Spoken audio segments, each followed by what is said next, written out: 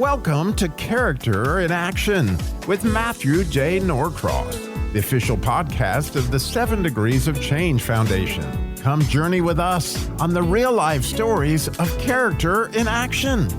And now here's your host, Matthew J. Norcross.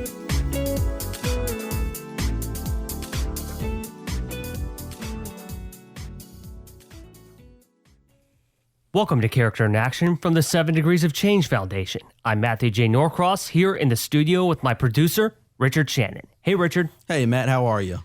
I'm doing fantastic. Now, this week's guest is someone I've known for a long time.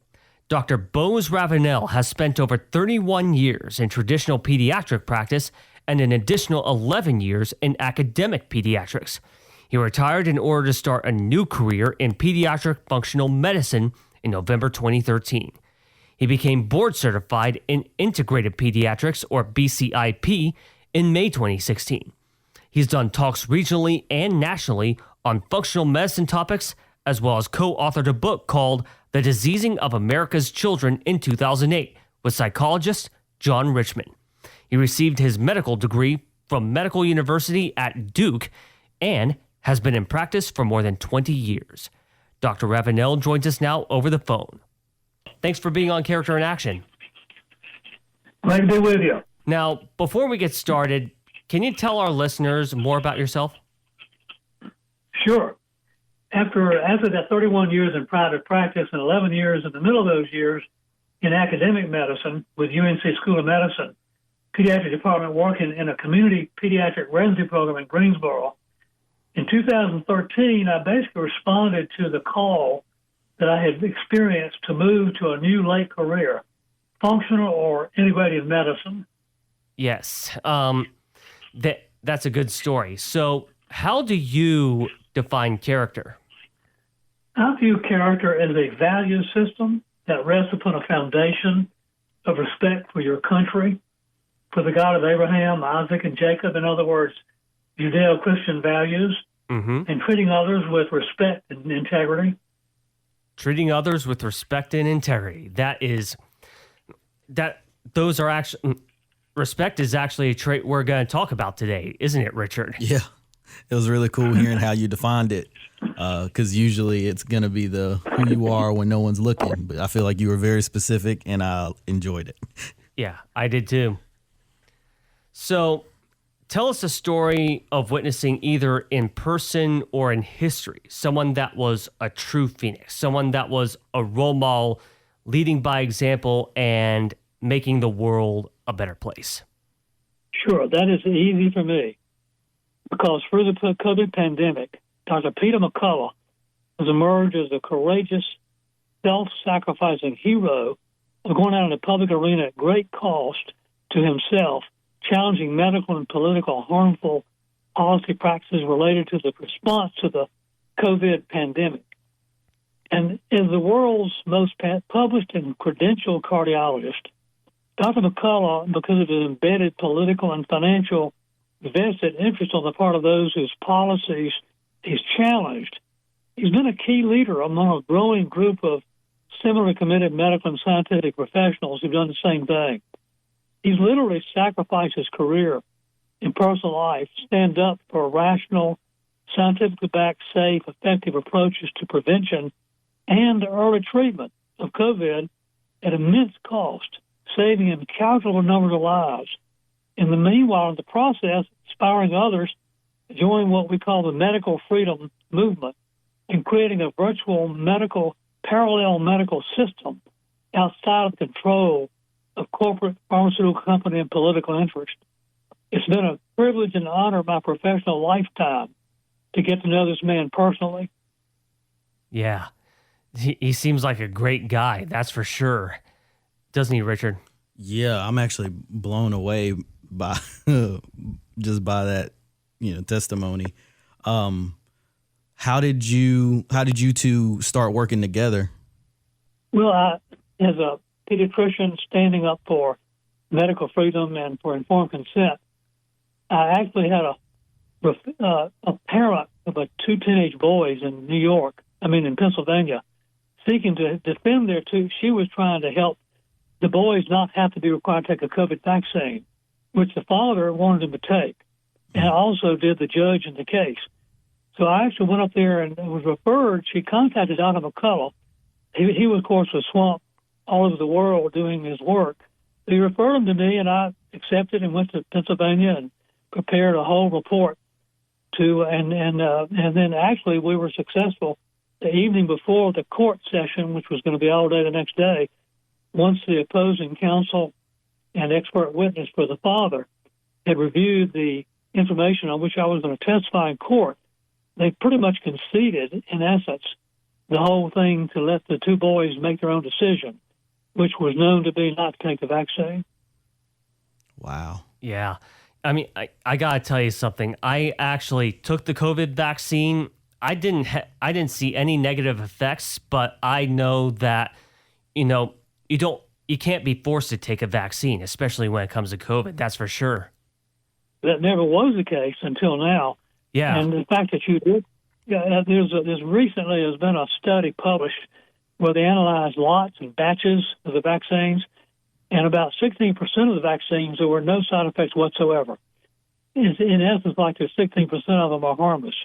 Fortunately, you probably got one of those. Yeah. About 65% of the batches in the middle had a moderate amount of adverse effects, and some 16 or 18% on the top had a catastrophic level of serious adverse effects. It seems like that would be really difficult because you've already taken the oath to take care of your patients and to stand up, but then have the same people that had an oath kind of come after you too. How do you think, with the character that you have, were you able to withstand all of the, I guess in some sense, the pushback? Well, fortunately for me and my professional colleagues, I retired the day that the COVID started shutting down retirement communities like one I live in. And so I was retired, and I had chosen to relinquish my license. So I didn't have a license they could take away if I went out and spoke truthfully publicly. The majority of doctors, I'm convinced, who have gone along with these completely inappropriate, unnecessary, and unwarranted, dangerous mandates have done so out of either not being informed. All they've read or learned is from the pharmaceutical-dominated sources, or they may have been afraid justifiably they'd lose their position, their career, all kind of financial incentives. The whole COVID vaccine thing it's multiple times more vested interest than anything ever in history. Wow. Yeah. So moving on, I'd like you to please share with us a moment that stands out in your mind, something big or even the slightest gesture that was a transformative Phoenix moment, one where you knew you had significant impact on someone's life or on the lives of a group of people. Yeah. In my 6.5 years working with parents and children with complex chronic medical conditions for which even mainstream medicine, good medical professionals, had not been able to identify an effective pathway for healing, experiencing the intimacy of joining these parents and their kids in their struggle, and often finding pathways for improvement, sometimes dramatic, sometimes failing. But nevertheless, these parents and their children changed my life and who I am. In one single moment I will never forget, in the beginning of this period was when I was an 11-year-old boy whose crippling anxiety had led his mother to bring him in, seeking any way to get him off a powerful neurotropic pharmaceutical, Zoloft. He'd been on it for 5 years. His parents were desperate, trying to find some way to get him off, needing to take this drug the rest of his life.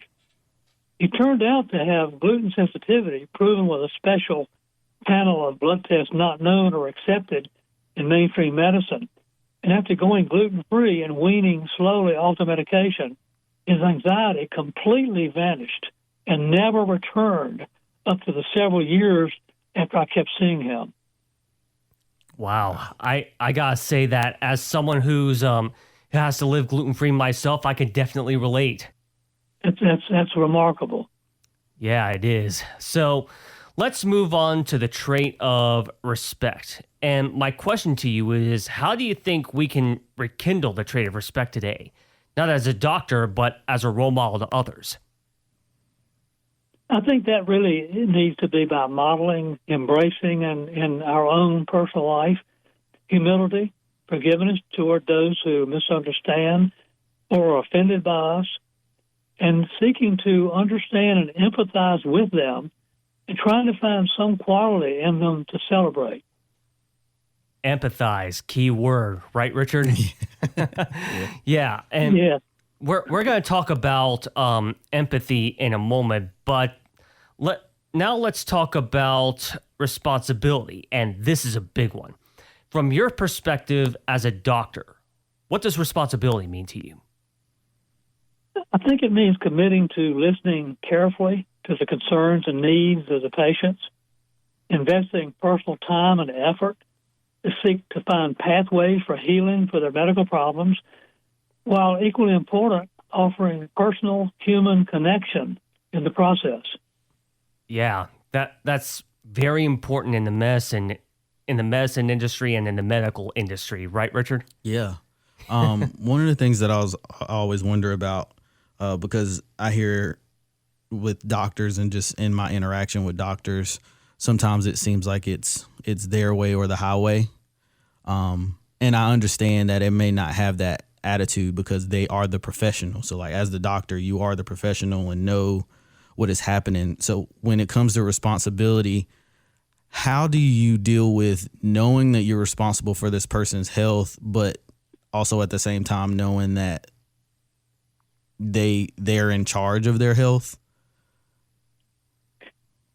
Well, the way I dealt with it, well, especially in the later phase of my career, and particularly during that 6.5 years of the integrated perspective, I experienced that they cared much more how much you cared than how much you knew. And I learned and experienced that the connection with human beings, when one dares to be vulnerable, sharing their celebrations, but sharing their pain. And on occasions, I would ask if they'd like to join hands and pray together. And when that happened, more often than not, nobody ever declined. And more often than not, they would end up crying. They would have me crying, and we would experience a profound intimacy like nothing I'd ever experienced in my interaction with people in my career. Wow. Yeah. And so just mixing the respect and empathy and even caring. Oh yeah. That's a great mix. Yeah. That's how to do that. That's actually really powerful, and thank you for sharing that. Yeah, thank you. Now let's move on to the trait of fairness. And my question to you is, how would you define fairness, and how would you want people to demonstrate this trait both in their professional lives and their personal lives, especially in the field of medicine? I think it cannot better be described than the admonition, treat others as you'd like to be treated yourself. That is the ultimate definition in my mind of fairness. Balancing genuine care and compassion for the family and the patient while remaining honest and committed to whatever was possible to do on my part to help to find pathways to have them to experience improvement in the condition that led them to come to see me in the beginning. Treat others the way you'd like to be treated. That goes back to the saying that I would always hear every day before school. Treat people as if they were what they ought to be, and you help them become what they are capable of becoming. That's a great saying from Goethe. Wow. Yeah. Yep. So let's move on to trustworthiness. Being a pediatrician heavily relies on the trait of trustworthiness. And my question to you is, how do you expect to earn your trust among patients? I believe, looking back, that by investing serious personal effort to address the medical needs that have been identified when they came in, and to the greatest extent possible, while at the same time remaining both available and committed to address additional concerns as much as possible. And this, at times, this can include offering expressions of empathy over challenges or disappointments, some of the most meaningful moments I ever experienced were, again, as I said a minute ago, in joining hands in prayer with a parent overwhelmed with complex medical challenges with their child. And these moments really were transformative for me. And I even experienced that sometimes a parent would express a terribly difficult child with terrible problems that were never going to be solved. But they would experience just what my view was a relatively trivial improvement. But after no improvement, for searching many healthcare people, their gratitude was unbelievable. And it was overwhelming to realize how much it meant just to find a way to help them some. Yeah, that's quite an amazing story, isn't it, Richard? Yes, sir. All right, so let's move on to the trait of caring. We've been talking about this a lot on this week's show, and this caring is a pretty important trait. And my question to you is, what does caring mean to you as a doctor, more specifically as someone who has practiced pediatric medicine? I think it means as a professional, as a medical professional, taking off a mantle, getting down beneath the surface. Earlier you referred to the pitfall, as I see it, of medical professionals where you know a lot about a few things and some about a lot of things and little about a lot of things. But it's easy to get trapped into a false sense of omniscience or whatever because you know a lot about some topic. And so I think that to go back to the point here, the parents, as I said before, is less concerned for how much you know is how much you care.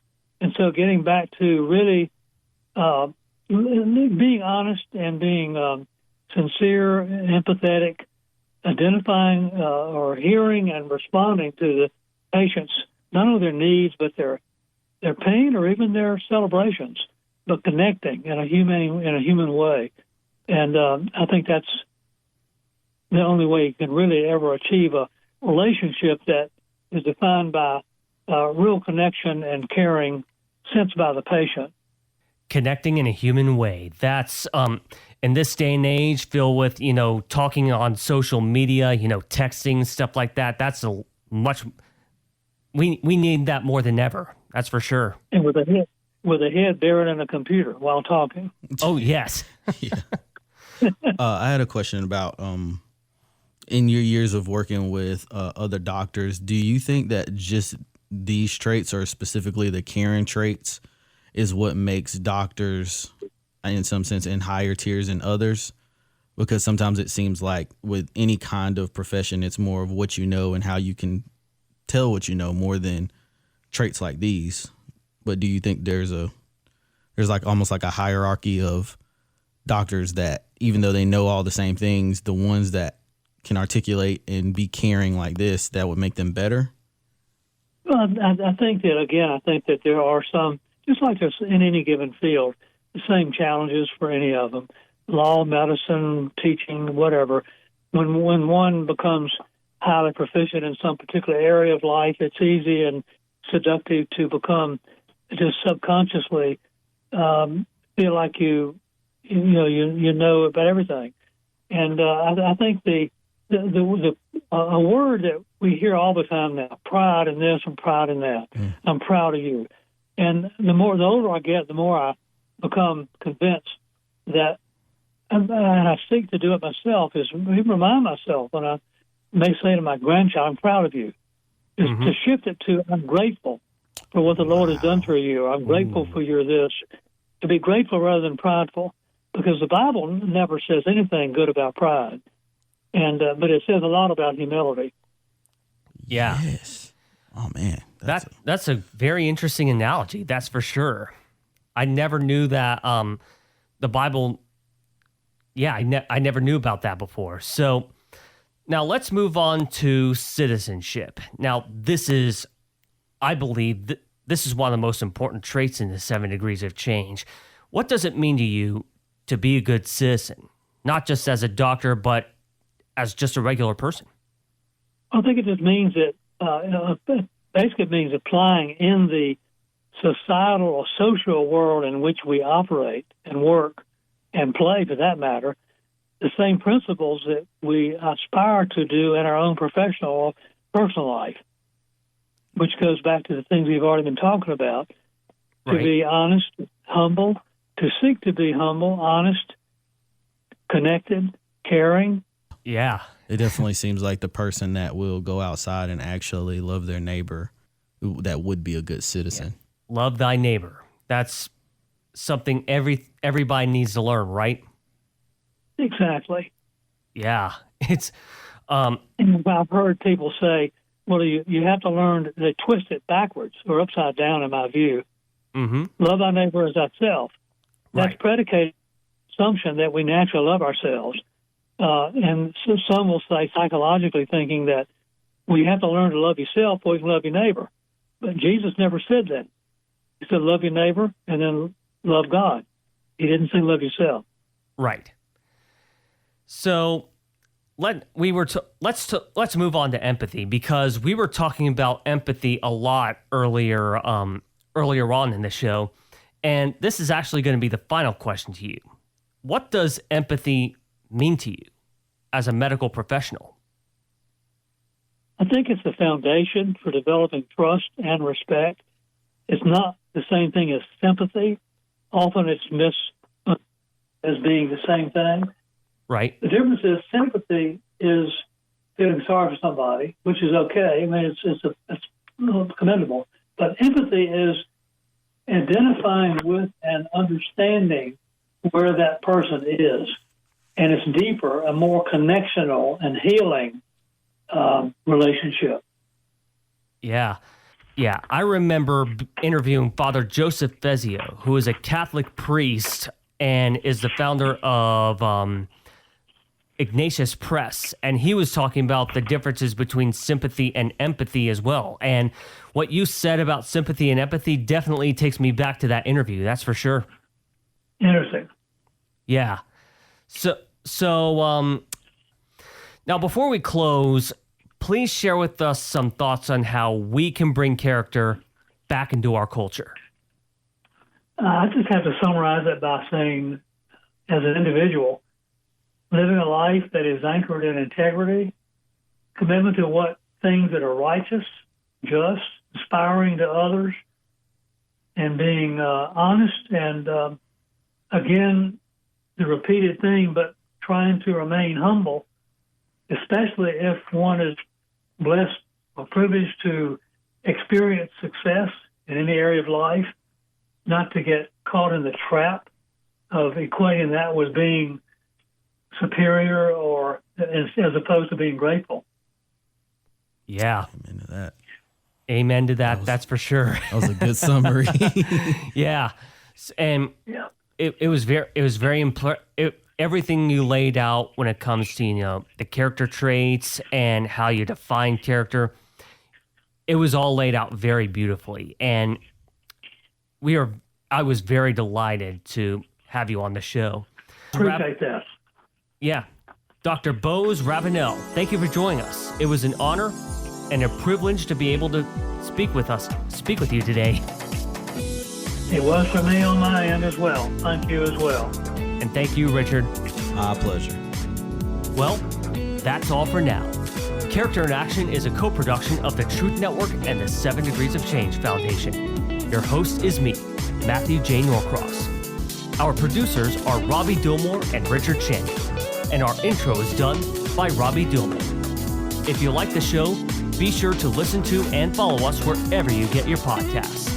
New episodes are posted every Sunday. Thank you for listening. See you next week, and always remember, everyone can be a phoenix.